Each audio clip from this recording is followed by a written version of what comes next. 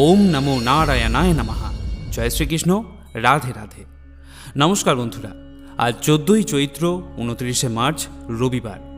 আজকের দিনেই পালিত হচ্ছে চৈত্র মাসের শুক্লপক্ষের কামোদা একাদশীর ব্রত।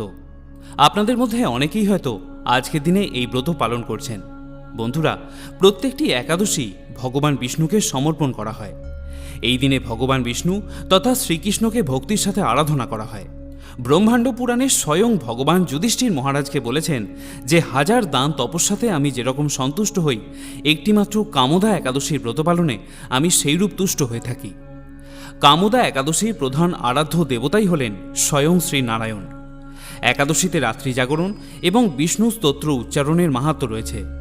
নাম থেকেই অনুমান করা যায় যে কামোদা একাদশীর ব্রত পালন করলে ব্রতকারীর সমস্ত মনের ইচ্ছে পূরণ হয়।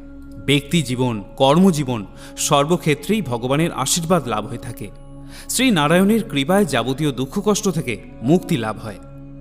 আজকের পর্বের ভিডিওতে আমরা শ্রবণ করব কামোদা একাদশীর ব্রতকথা এবং ভিডিওর শেষে পারণ ক্রিয়া, পারণ মন্ত্র এবং অন্যান্য কিছু তথ্যও আপনাদের জানিয়ে দেব। যে ভক্ত নিষ্ঠার সাথে এই ব্রত পালন করেন, ভগবান শ্রীবিষ্ণু তার প্রতি অত্যন্ত সন্তুষ্ট হন এবং তার পক্ষে ভগবত ধামে প্রত্যাবর্তনের পথ আরও প্রশস্ত হয়ে ওঠে। যদি কোনো কারণে আজকের দিনে আপনি এই ব্রত রাখতে নাও পারেন, কেবলমাত্র কামোদা একাদশীর এই ব্রত মাহাত্ম্যটি শ্রবণ করে ভগবান শ্রী হরিবিষ্ণু এবং মা লক্ষ্মীর উদ্দেশ্যে একটি প্রদীপ অবশ্যই প্রজ্বলন করবেন। মনে করা হয় এই প্রক্রিয়াটি করলেও ব্রতের পুণ্যফল অনেকাংশে লাভ হয়ে থাকে। তাহলে শুরু করছি চৈত্র মাসের শুক্লপক্ষের কামোদা একাদশীর ব্রতকথা। হে কৃষ্ণ করুণা সিন্ধু দীনবন্ধু জগৎপতে, গোপেশ ও গোপিকা কান্ত রাধাকান্ত নমস্তুতে। জয় রাধা গোবিন্দ। চৈত্র মাসের শুক্লপক্ষের পবিত্র একাদশী কামোদা একাদশী। এই ব্রতের মাহাত্ম্য বরাহ পুরাণে বর্ণনা করা হয়েছে। একদিন মহারাজ যুধিষ্ঠির ভগবান শ্রীকৃষ্ণকে প্রশ্ন করলেন, হে বাসুদেব, কৃপা করে আমার কাছে এই পবিত্র একাদশীর মাহাত্ম্য কীর্তন করুন। তখন ভগবান শ্রীকৃষ্ণ মৃদু হেসে বললেন, হে মহারাজ, মনোযোগ দিয়ে শোনো। এই একাদশীর সঙ্গে জড়িয়ে আছে একটি বিস্ময়কর কাহিনী। অনেককাল আগে মহর্ষি বশিষ্ঠ এই একই কাহিনী মহারাজ দিলীপকে শুনিয়েছিলেন। তিনি বললেন, হে রাজন, কামোদা একাদশী সমস্ত পাপ বিনাশ করে এবং অশেষ পুণ্য প্রদান করে। প্রাচীনকালে এক অপূর্ব সুন্দর নগরী ছিল, তার নাম ছিল নাগপুর।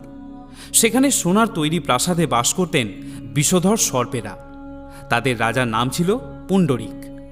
সেই রাজ্যে গন্ধর্ব, কিন্নর এবং অপ্সরারা সবসময় তার সেবা করত।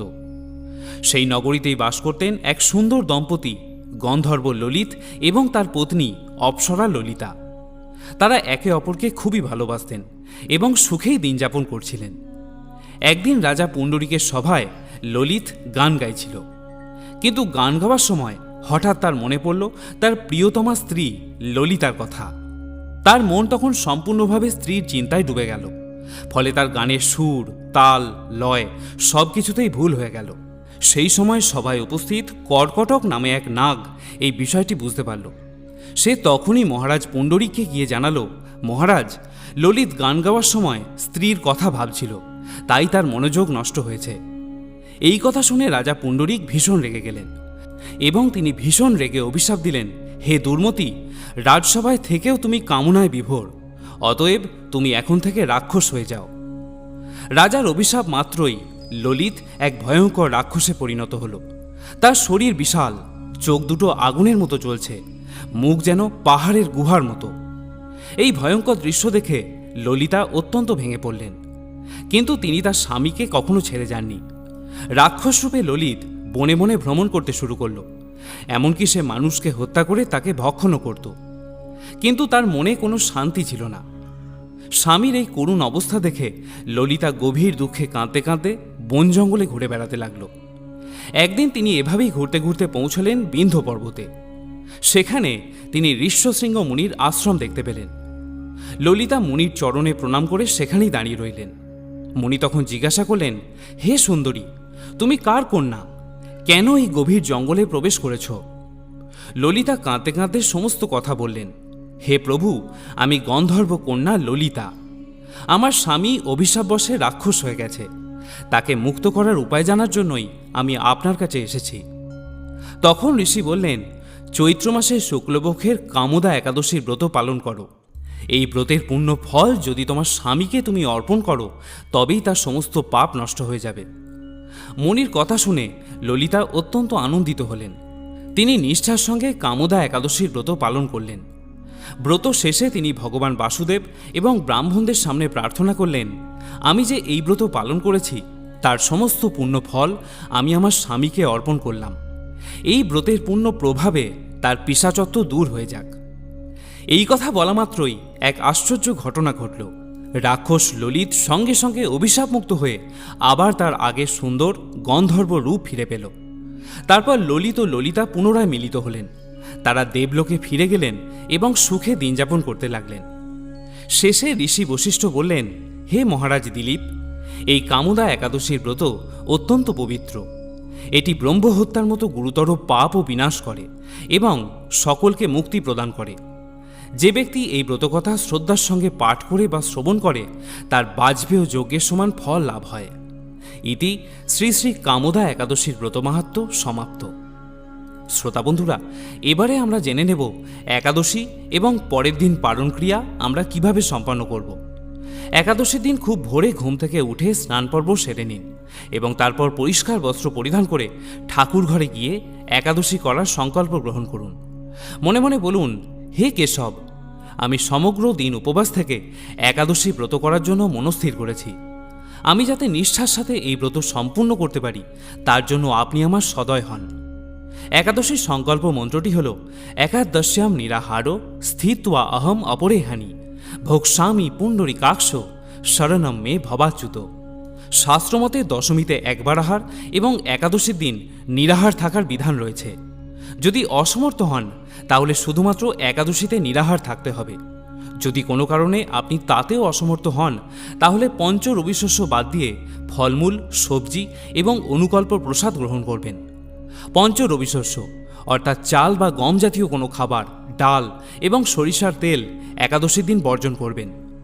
একাদশীতে শরীর থেকে রক্তক্ষরণ হওয়া অশুভ, তাই সবজি বা তরিতরকারি কাটার সময় সতর্ক থাকতে হবে। একাদশীর পরের দিন পারণের জন্য যে সময় নির্দিষ্ট থাকে তার মধ্যেই কিন্তু পারণ ক্রিয়া সম্পন্ন করা কর্তব্য, নতুবা একাদশীর কোনো ফলই লাভ হয় না। পারণের সময় পঞ্চ রবিশস্য দিয়ে ভোগ নিবেদন করার পর পারণ মন্ত্রটি উচ্চারণ করুন এবং সেই ভোগ গ্রহণ করে উপবাস ভঙ্গ করুন। পারণ মন্ত্রটি আপনি এভাবে উচ্চারণ করতে পারেন, একাদশ্যাম নিরাহারো ব্রতে নানে না কেশবা প্রসিদ্ধ সুমুখ নাথ জ্ঞান ও দৃষ্টি প্রদো ভব। অর্থাৎ হে কেশব, আমি আপনার কৃপাদৃষ্টিতে নিরাহারভাবে একাদশীর ব্রতটি সম্পন্ন করেছি। কৃপা করে আমার ওপর আপনার করুণাময় জ্ঞান দৃষ্টি প্রদান করুন। একাদশীর দিন অবশ্যই তুলসীকে জল নিবেদন করুন এবং তুলসী পাতা ভগবানের পাদপদ্মে নিবেদন করুন। বলা হয় যে একাদশীর ভোগে যদি তুলসী পাতা না দেওয়া হয় তাহলে ভগবান বিষ্ণু সেই ভোগ গ্রহণ করেন না। শ্রোতা বন্ধুরা, সবশেষে একটাই কথা বলার, একাদশী ব্রত পালনের প্রকৃত উদ্দেশ্য কেবল উপবাস করা নয়, নিরন্তর শ্রী ভগবানের নাম স্মরণ, মনন এবং শ্রবণ কীর্তনের মাধ্যমে একাদশীর দিনটি অতিবাহিত করতে হয়। এদিন যে কোনো রকমের পরনিন্দা, পরচর্চা, মিথ্যা ভাষণ, রাগ এগুলিকে পরিহার করুন এবং আনন্দের সঙ্গে একাদশীর ব্রত পালন করতে থাকুন। যদি একাদশী সংক্রান্ত কোনো প্রশ্ন বা মতামত আপনার মনে থাকে তাহলে আমাকে কমেন্টে জিজ্ঞাসা করতে ভুলবেন না। সকলে ভালো থাকুন, সুস্থ থাকুন। পরম কল্যাণময় জগদীশ্বরের কৃপায় আপনার জীবন আরও সুন্দর ও সার্থক হয়ে উঠুক। জয় শ্রীকৃষ্ণ।